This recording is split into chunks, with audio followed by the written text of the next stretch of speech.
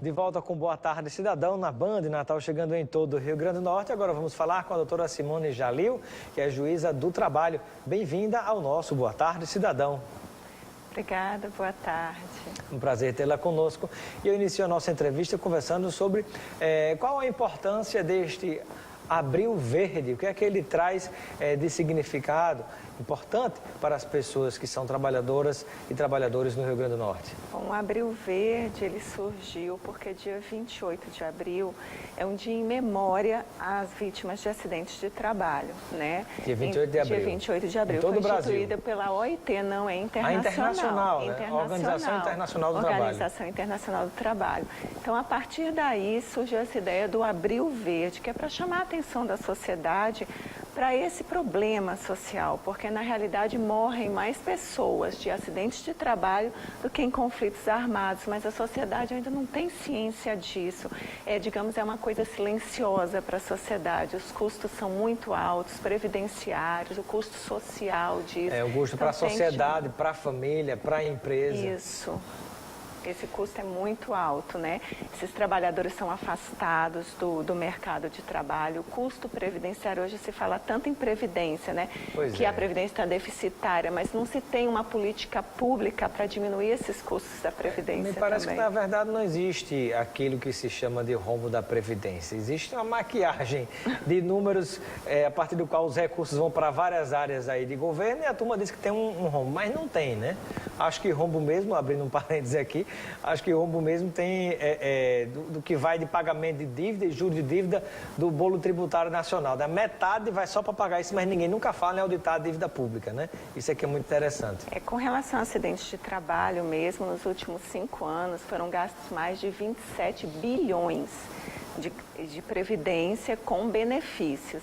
E se a gente levar em conta aquilo que não está notificado, os autônomos, os servidores públicos, isso vai para além de 56 bilhões. Nossa. E se nós levarmos ainda as aposentadorias especiais, estima-se, a OIT estima que é 4% do PIB nacional, ou seja, mais de 200 bilhões de gastos previdenciários com acidentes de trabalho. E quando eu falo acidentes, porque a sociedade às vezes pensa que acidente é cortar a mão, o pé.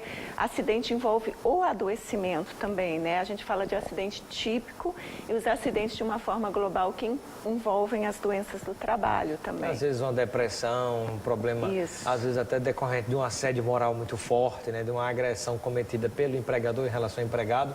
Tem muitos fatores, né, que entram, inclusive, no lado psicológico, que também podem ser caracterizados assim.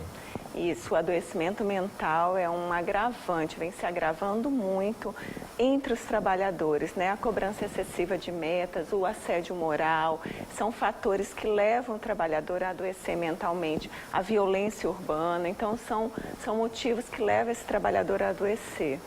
E a doutora Simone Jalil também faz parte de um programa que é desenvolvido pelo Tribunal Regional do Trabalho para a prevenção a acidentes de trabalho. Isso. Coordenadora do trabalho, né? Sou. Do programa. Todo regional ele tem uma coordenação regional, porque o programa Trabalho Seguro é um trabalho a nível nacional. Então, em cada região tem coordenadores. Aqui somos 2 juízes, eu e o doutor Alexandre, que coordenamos esse programa. E nesse abril estamos intensificando as atividades, né? Porque é um mês voltado.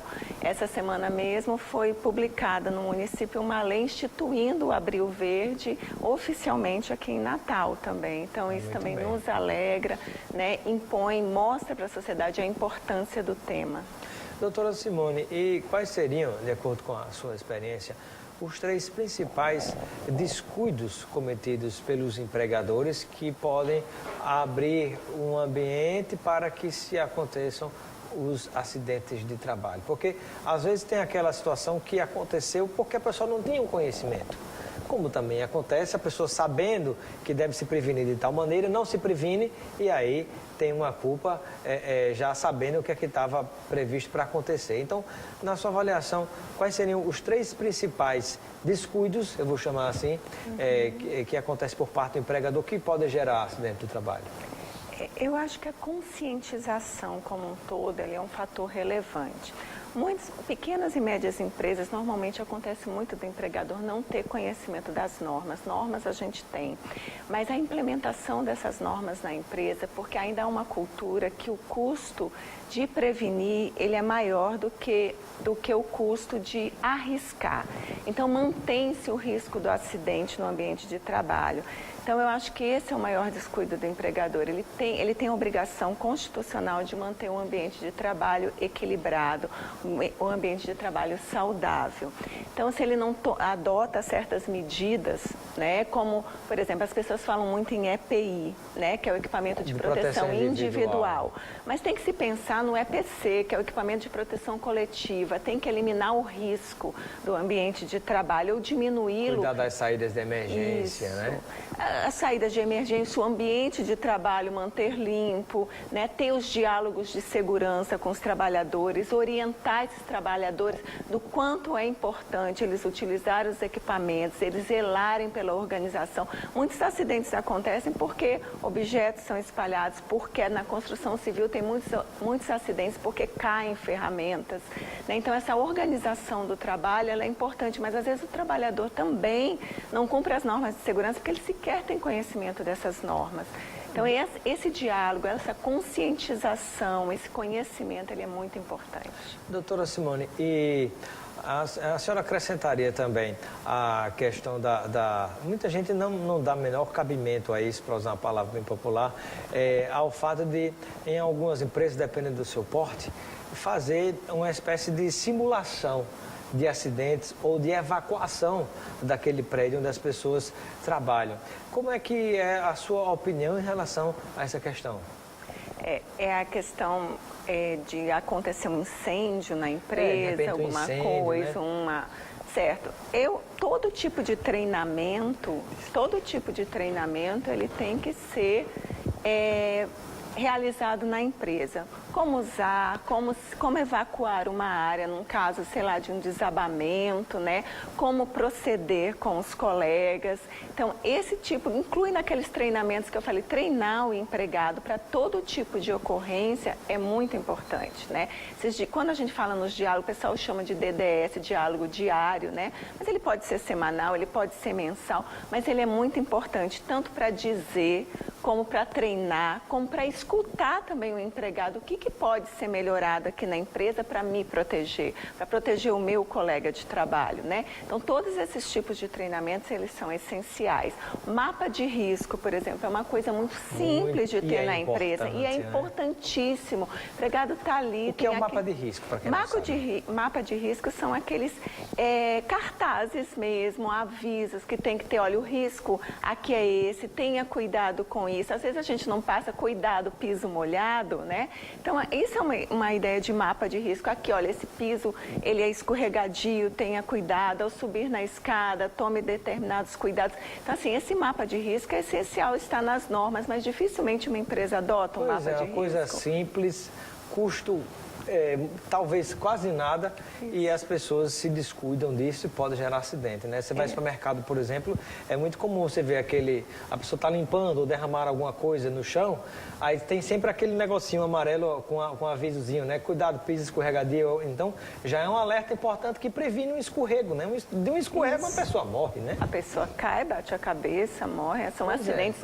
É isso que eu digo, eliminar o risco do acidente, né? Ou diminuí-lo o mais possível, né? O mais possível dentro da empresa. Muito bem. Doutora Simone, e para finalizar, eu tenho aqui em mãos uma cartilha do Poder Judiciário Federal, Justiça do Trabalho, né? O nosso TRT 21ª Região, Trabalho Seguro, faça parte deste time.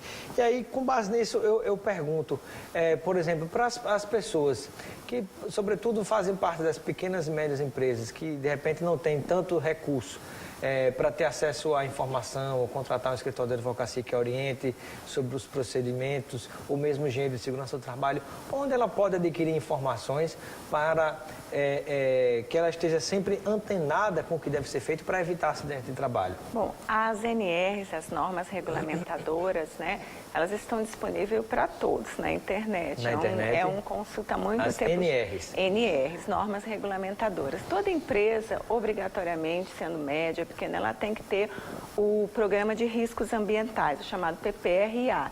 E a partir desse programa de risco, ela vai ver os riscos que a empresa dela oferece.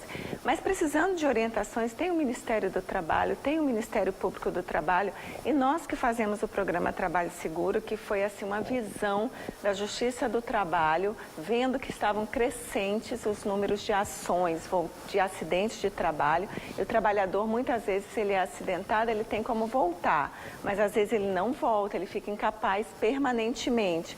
Então, voltados para isso, nós realmente abrimos. O juiz saiu do gabinete dele, né, e vai à sociedade. Então, nós somos chamados para falar em semanas internas de prevenção de acidentes, em sindicatos. Então, assim, se a empresa realmente pode entrar em contato conosco, para que a gente pode ir até aquela empresa, a gente pode ir em sindicatos de empregados, como muitas vezes nós vamos, tanto de empregados como de empregadores, porque o objetivo do programa é trazer esse conhecimento. Muito bem, isso é prevenção.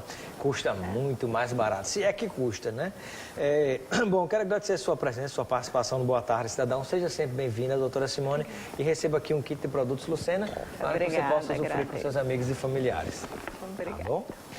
E até daqui a pouco, depois do nosso intervalo, quando vamos conversar com o Marcelo Espírito Santo. Ele é gerente regional da Seja Digital em Natal. Vamos falar sobre o que você pode fazer para não ficar fora do ar. Vários estados do Brasil já converteram do analógico para o digital, e o sinal digital vem sendo desligado. Então, para você não ficar fora do ar aqui, o que é que você precisa fazer? Detalhes? Daqui a pouquinho.